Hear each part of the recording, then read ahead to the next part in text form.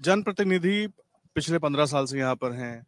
इस बार आप लोग कह रहे हैं कि बदलाव होगा। ठीक है, सबका अपना अपना सोच होता है। क्या जो भी बदलाव हो, कोई भी आए, क्या चाहते हैं उससे? क्या करे वो भीलवाड़ा के लिए? भीलवाड़ा के लिए हम यही चाहते हैं, आज एक जनरल व्यक्ति को यही चाहिए कि जल, सड़क, शिक्षा, चिकित्सा, कम से कम ये मूलभूत सुविधाएं तो अगर आदमी को मिले तो वो आगे उसको कोई मतलब नहीं होता, लेकिन ये मूलभूत सुविधाएं तो उसको जरूर मिलनी चाहिए। मूलभूत सुविधाएं जरूर मिलनी चाहिए। आप लोग युवा हैं, रोजगार एक बड़ा अहम मुद्दा होता है और जैसे जैसे पढ़ाई खत्म होने वाली होती है, रोजगार को लेकर हम सब परेशान होते हैं। मैं भी अपने टाइम पे था, सब सोचते थे कि क्या करेंगे। तो ऐसे क्या ऑप्शन दिखाई देते हैं, क्या सोचते हैं, या आपसे जो छोटे हैं, जो अभी पढ़ रहे हैं, उनके लिए कुछ है भीलवाड़ा में? क्योंकि ज्यादातर जिलों में जहां हम हो क्या है, वहां पर स्थानीय लोगों के लिए रोजगार उस तरीके से उपलब्ध नहीं। सर, जो सिचुएशन किसी समय में कोटा की थी, वही सिचुएशन किसी समय में भीलवाड़ा की भी थी। पर गवर्नमेंट ने वहाँ पे आगे होकर के कुछ पहल करी। प्राइवेट यूनिवर्सिटीज, एफिलिएटेड यूनिवर्सिटीज को रियायती दर में जमीनें दी, उन्हें इंस्टीट्यूट बनाने का मौका दिया। क्या भीलवाड़ा की गवर्नमेंट ये नहीं कर सकती है? क्या भीलवाड़ा की गवर्नमेंट के पास में लैंड बैंक नहीं है? क्या वो जमीनें नहीं दे सकती है? आप प्राइवेट यूनिवर्सिटीज को मौका दीजिए, आप एफिलिएटेड यूनिवर्सिटीज को मौका दीजिए। यहाँ अच्छी लेवल पे यूनिवर्सिटीज बने। मेडिकल कॉलेज, सिर्फ एक मेडिकल कॉलेज आया, वो भी कहाँ से आया? ना तो यहाँ लोकल स्टूडेंट को इतनी अपॉर्चुनिटीज है। अगर यहाँ यूनिवर्सिटी बनती है तो उनको वापस उसके बाद में रिक्रूटमेंट का मौका मिलेगा, उसके बाद उनको वापस रोजगार का मौका मिलेगा।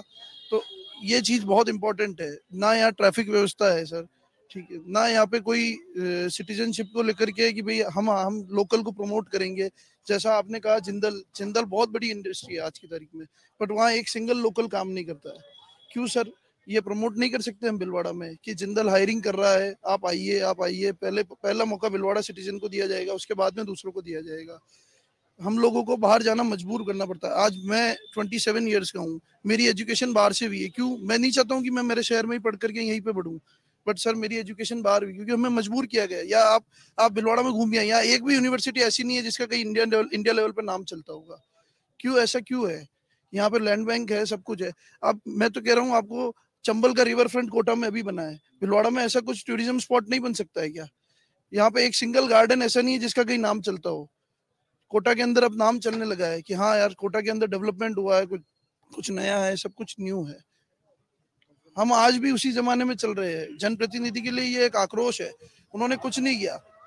मैं आपको बता देता हूँ, एक सिंगल आदमी अगर ये बता दे कि ये जनप्रतिनिधि की सिटिंग यहाँ पर है, सर आप यहाँ के जनप्रतिनिधि है तो लोगों को ये तो पता होना चाहिए कि उनका ऑफिस कहाँ है, उनका ये कहाँ है, उनका लेवल कहाँ है। एक छोटे से छोटे नेता का आज हम चाहे तो जाकर के कंप्लेन तो नेता को ही करेंगे ना। छोटे से छोटे नेता का एड्रेस होना चाहिए। यहाँ जनप्रतिनिधि का कोई एड्रेस ही नहीं है, कोई अता पता ही नहीं है। मेरा नहीं, आप कहीं भी जाकर के पूछिए, कोई नहीं मना करेगा, सब मना करेंगे, हमें नहीं पता कहाँ बैठते हैं। ये देखिए, तमाम अहम मुद्दे हैं। जनप्रतिनिधि अगर जनता के बीच में नहीं होगा या जनता उस तक पहुंच नहीं पा रही है तो भी बहुत सारे सवाल उठते हैं।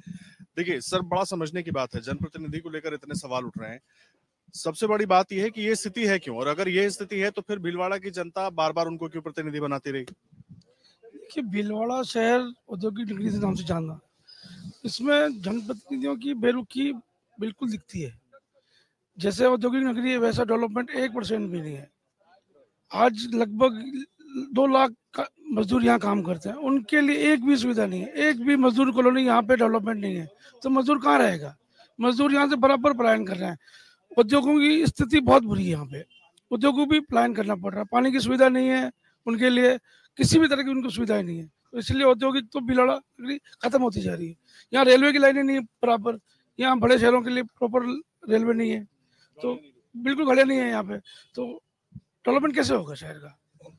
नहीं, लेकिन चलिए, जनप्रतिनिधि को लेकर के भी नाराजगी है, लेकिन इस वक्त जो सरकार है, वर्तमान में जो सरकार है, ये सवाल तो उनसे भी होंगे ना, क्योंकि उद्योग को बचाना या उसको संरक्षित करना वो तो सरकार का।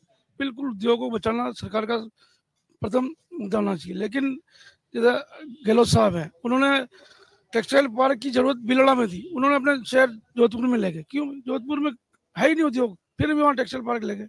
अगर आप ये वीडियो YouTube पर देख रहे हैं तो हमारे चैनल को सब्सक्राइब करें और बेल आइकन को दबाना ना भूलें। अगर आप Facebook पर ये वीडियो देख रहे हैं तो हमारे पेज को लाइक करें।